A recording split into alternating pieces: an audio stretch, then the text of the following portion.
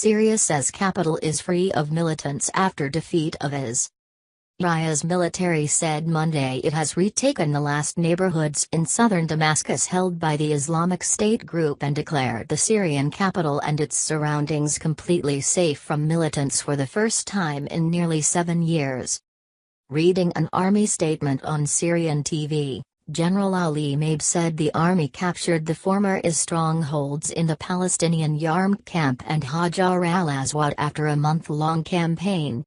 He said the army operations were concentrated and successive, leading to the extremists' defeat in the city.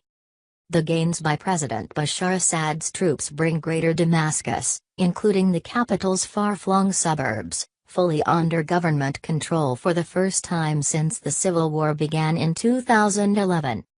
Damascus and its surroundings are completely secure, Mayhoub said. State TV earlier said that government forces resumed an offensive at noon after a group of civilians was evacuated from the area overnight. 2 hours later, the TV said troops captured its former stronghold of Hajar al-Aswad and broadcast images showing troops waving the Syrian national flag in the heavily destroyed neighborhood.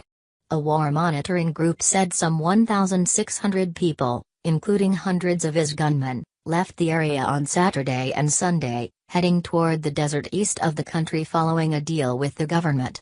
The Britain-based Syrian Observatory for Human Rights said government forces are now clearing the nearby Palestinian refugee camp of Yarmouk, a built-up residential area, of the last remaining IS fighters.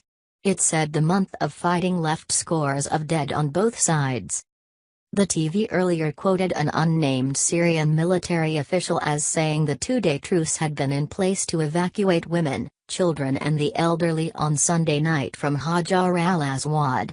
Syrian state media denied a deal was reached to evacuate fighters.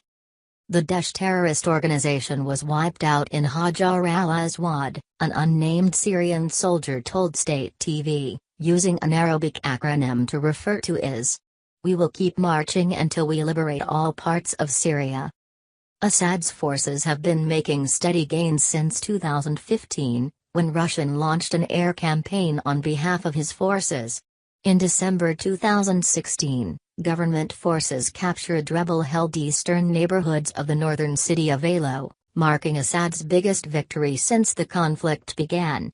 In March and April, thousands of opposition fighters surrendered and were evacuated from Damascus suburbs known as Eastern Ghouta, after a crushing government offensive.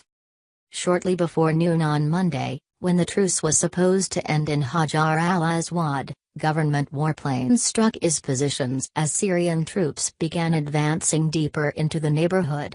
The observatory said IS fighters have been setting their offices and vehicles on fire so that government forces would not be able to seize equipment or documents belonging to the group. The extremists have been driven from nearly all the territory they once held in Syria and neighboring Iraq, but still maintain a presence in remote areas along the border. Both Russia and Iran have provided crucial military support to Assad's forces, giving them the upper hand in the civil war. Russian President Vladimir Putin told Assad during a meeting last week that a political settlement in Syria should encourage foreign countries to withdraw their troops from Syria. Putin's envoy to Syria, Alexander Lavrentiev, said the Russian leader was referring to Iranian forces. But on Monday, Tehran appeared to reject that idea, saying its forces will remain in Syria and continue fighting terrorism at the request of the Syrian government. Iranian Foreign Ministry spokesman Bahram Ghasemi told reporters Monday that no one can force Tehran to do anything it doesn't desire to do.